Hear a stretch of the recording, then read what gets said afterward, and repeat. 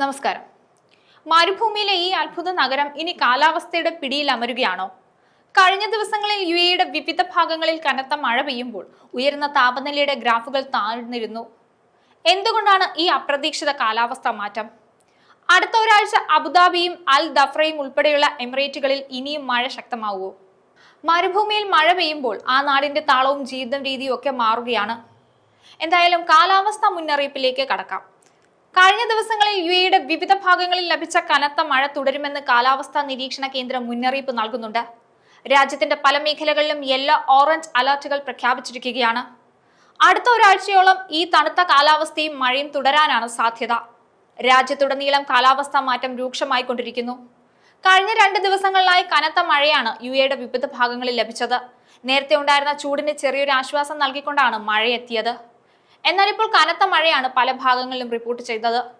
ഇന്നും യുഎഇയുടെ വിവിധ ഭാഗങ്ങളിൽ മഴയ്ക്ക് സാധ്യതയുള്ളതായിട്ട് കാലാവസ്ഥാ നിരീക്ഷണ കേന്ദ്രം അറിയിച്ചിട്ടുണ്ട്. കൂടാതെ കനത്ത മഴ പെയ്യുന്ന സാഹചര്യത്തിൽ അബുദാബി പോലീസ് അൽ ദഫ്ര മേഖലയിൽ താമസിക്കുന്നവർക്ക് കർശന മുന്നറിയിപ്പും നൽകി. കഴിഞ്ഞ ദിവസം വൈകുന്നേരം അൽ ദഫ്ര, അൽ ഐൻ പ്രദേശങ്ങളിൽ ശക്തമായ മഴയാണ് ലഭിച്ചത്. കൂടാതെ ഇന്ന് രാത്രി വരെ മഴ തുടരുമെന്നും റിപ്പോർട്ടുകളുണ്ട്. യുഎഇയുടെ തെക്ക് പടിഞ്ഞാറൻ ഭാഗങ്ങളിൽ മേഘങ്ങൾ രൂപപ്പെടാനുള്ള സാധ്യതയുണ്ടെന്നും ദേശീയ കാലാവസ്ഥാ കേന്ദ്രം അറിയിച്ചിട്ടുണ്ട്. ഈ സാഹചര്യത്തിലാണ് യെല്ലോ, ഓറഞ്ച് അലർട്ടുകൾ പ്രഖ്യാപിച്ചത്. അൽ ഐനിലെ ഖത്താൻ, അൽ ഷിക്ല, മെസാദ്, ഗഫ എന്നിവിടങ്ങളിൽ ഇന്ന് നേരിയ മഴയ്ക്ക് സാധ്യത പ്രവചിക്കപ്പെട്ടിട്ടുണ്ട്. മഴ തുടരുന്നതിനാൽ ഡ്രൈവർമാർ കൂടുതൽ ശ്രദ്ധിക്കണമെന്ന് അബുദാബി പോലീസ് മുന്നറിയിപ്പ് നൽകുന്നുണ്ട്. നേരത്തെ മാർഗനിർദ്ദേശങ്ങൾ പുറപ്പെടുവിച്ചിരുന്നെങ്കിലും ഈ കാര്യം വീണ്ടും ഓർമ്മിപ്പിക്കുന്നുണ്ട്. റോഡുകളിൽ സ്ഥാപിച്ചിട്ടുള്ള ഇലക്ട്രോണിക് ബോർഡുകളിൽ കാണിക്കുന്ന വേഗപരിധികൾ കൃത്യമായി പാലിക്കണമെന്നും അറിയിപ്പിലുണ്ട്. മഴയുള്ളപ്പോൾ റോഡിൽ വഴുതാൻ സാധ്യതയുള്ളതിനാൽ ചെറിയ വേഗതയിൽ മാത്രം വാഹനം ഓടിക്കണമെന്നും മറ്റ് യാത്രക്കാർക്ക് ബുദ്ധിമുട്ടുകൾ ഉണ്ടാക്കാൻ പാടില്ല എന്നും അറിയിപ്പിലുണ്ട്.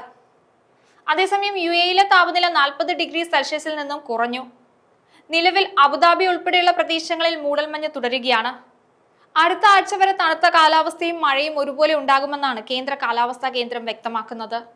കിഴക്ക് തെക്ക് പ്രദേശങ്ങളിൽ മഴമേഘങ്ങൾ രൂപപ്പെടാൻ സാധ്യതയുണ്ട്.